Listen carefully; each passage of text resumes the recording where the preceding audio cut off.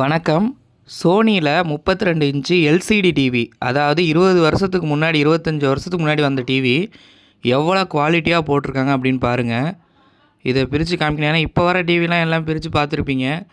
இது LCD TV, அதனால் பிரித்து காமிக்கலாம் அப்படின்ட்டு video பிடிச்சிட்ருக்கேன்.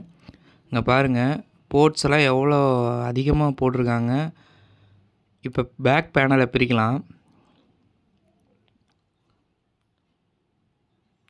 Back panel quality extraordinary quality, அந்த அளவுக்கு சூப்பராக இருக்குது. ஸ்க்ரூஸ்லாம் ரிமூவ் பண்ணிட்டேன் ஆல்ரெடி. ஸோ உங்களுக்கு பிரித்து காட்டணும் அப்படிங்கிறதுக்காக, வீடியோ லென்த்தாக போகிறதுக்காக ஸ்க்ரூஸை ரிமூவ் பண்ணிட்டு சின்ன வீடியோவாக எடுத்திருக்கேன். இங்கே பாருங்கள், போர்டு குவாலிட்டி, எஸ்எம்பிஎஸ் போர்டு குவாலிட்டியை பாருங்கள் எவ்வளோ குவாலிட்டியாக போட்டிருக்காங்கன்னு. இப்போலாம் இந்த டிவிக்கு வர்ற 10% செலவு தான் இப்போ வர டிவிக்கு செலவு பண்ணுறாங்க. அதனால தான் நமக்கு குவாலிட்டி இருக்க மாட்டேங்குது. இதெல்லாம் பாருங்கள் எவ்வளவு குவாலிட்டியாக போட்டிருக்காங்க. இந்த ஸ்பீக்கரை பாருங்கள். இந்த ஸ்பீக்கருக்காக தான் இப்போ இந்த டிவியை பிரிச்சுருக்கேன். இந்த ஸ்பீக்கரை கழட்டி விட்டுறலாம், இந்த ஸ்பீக்கரை கழட்டி ஒரு சவுண்ட் பார் மாதிரி ரெடி பண்ணலாம் அப்படின்னு தான் பிரிக்கிறேன். ஏன்னா இந்த டிவி போயிடுச்சு, போர்டெலாம் மதர் போர்டு புகஞ்சு போச்சு.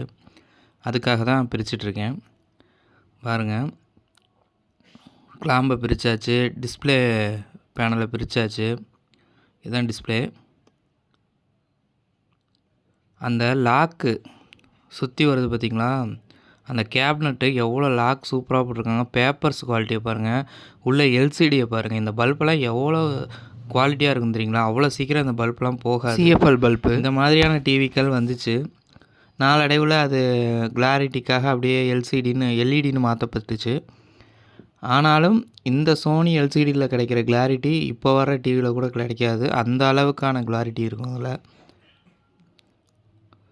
ஸ்க்ரூஸ் பாருங்கள், எவ்வளோ ஸ்க்ரூஸு, எவ்வளவு அந்த பேனலுக்கு வர்ற அந்த பிளேட்ஸ் எல்லாம் பாருங்கள். Board, mother board, SMPS board, அந்த பிளேட்ஸு, இந்த மாடல் தான் அந்த டிவி.